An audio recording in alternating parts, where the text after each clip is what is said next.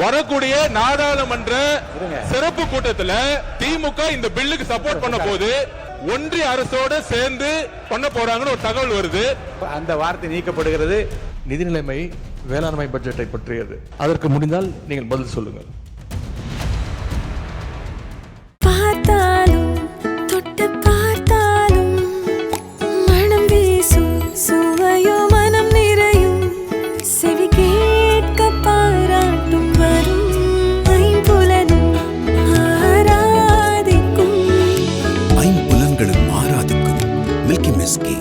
நம்மளுடைய சட்டமன்ற உறுப்பினர் ஒரு தகவலை சொன்னார். ஆரம்பத்திலேயே நீர்வளத்துறை பத்தியும் சொன்னாரு, பொதுப்பணித்துறை பத்தியும் சொன்னாரு.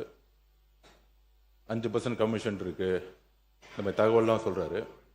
இந்த ஆட்சியில் உறுதியாக சொல்கிறோம், எங்களுடைய மாண்புமிகு முதலமைச்சர் ஒரே வார்த்தையை திருப்பி திருப்பி அமைச்சரவை கூட்டத்தில் சொல்லிட்டே இருக்கிறாரு.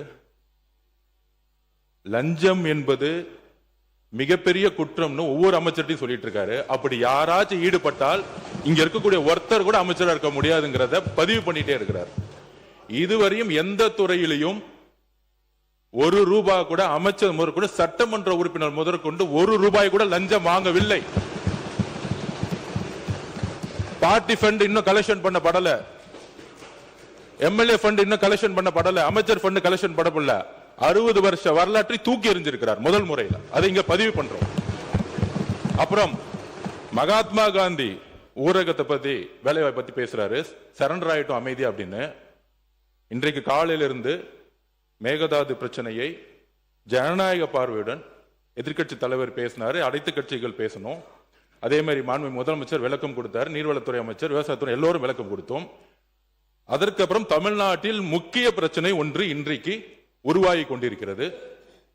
தமிழ்நாட்டுக்கு மட்டுமல்ல, தென் மாநிலங்களுக்கான பிரச்சனை. அதற்காக தான் நாளைக்கு மாண்புமிகு முதலமைச்சர் அனைத்து கட்சி எம்பிக்கள் கூட்டத்தை டீலிமிட்டேஷனுக்கு கூட்டியிருக்கார். எதிர்கட்சி தலைவரை பார்த்து ஒரு கேள்வி கேட்கிறோம்.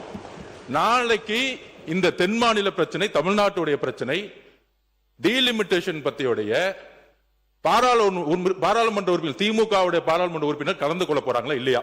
Number 1 question. நான் கேட்டு முடிச்சிடுறேன், கேட்டு முடிச்சிடுறேன், கொஞ்சம் கேட்டு முடிச்சிடுறேன். அதுக்கப்புறம் எதிர்க்கட்சி தலைவர்கள் பேசட்டும், ஒன்னும் பிரச்சனை இல்ல. நான் பேசி முடிச்சிடுறேன். என்னுடைய கருத்துக்களை சொல்ல விடுங்க. ஜனநாயக பூர்வமா என்னுடைய கருத்துக்கள் சொல்லணுங்கிறது மாண்புமிகு எதிர்க்கட்சி தலைவர்கிட்ட கேட்டுக்கிறோம். மாண்புமிகு முதலமைச்சர் அவர்கள் தமிழ்நாட்டில் பாராளுமன்ற உறுப்பினர்களுடைய ப்ரொபோர்ஷனேட் காப்பாற்றப்படணும், தென் மாநிலங்கள் காப்பாற்றப்படணுங்கிற ஒரே குறிக்கோளுடன் பாராளுமன்றத்தில் கூப்பிட்டிருக்கார். அதுல ஒரு டெல்லியிலிருந்து வந்த தகவல் என்னன்னா, இது ஒரு தகவல், இதை எதிர்க்கட்சி தலைவர் சொல்லட்டும். வரக்கூடிய இல்ல நாங்க பேசிடுறோம். என்ன ஒரு தகவல், என்ன ஒரு தகவல்னா, வரக்கூடிய நாடாளுமன்ற சிறப்பு கூட்டத்தில்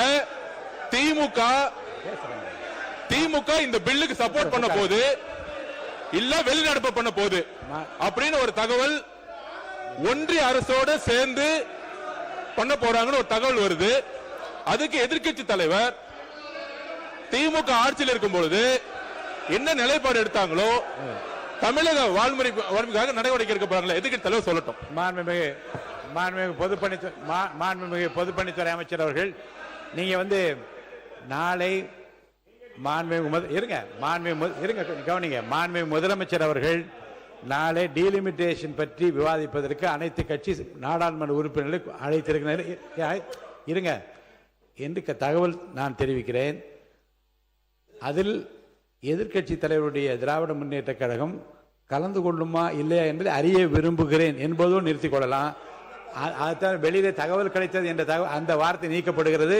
தகவல் கேட்டிருக்கீங்க, அவர் பதில் சொல்வார். கொடுங்க. மாண்புமிகு எதிர்க்கட்சி தலைவர் அவர்கள், மாண்புமிகு எதிர்க்கட்சி தலைவர் அவர்கள்.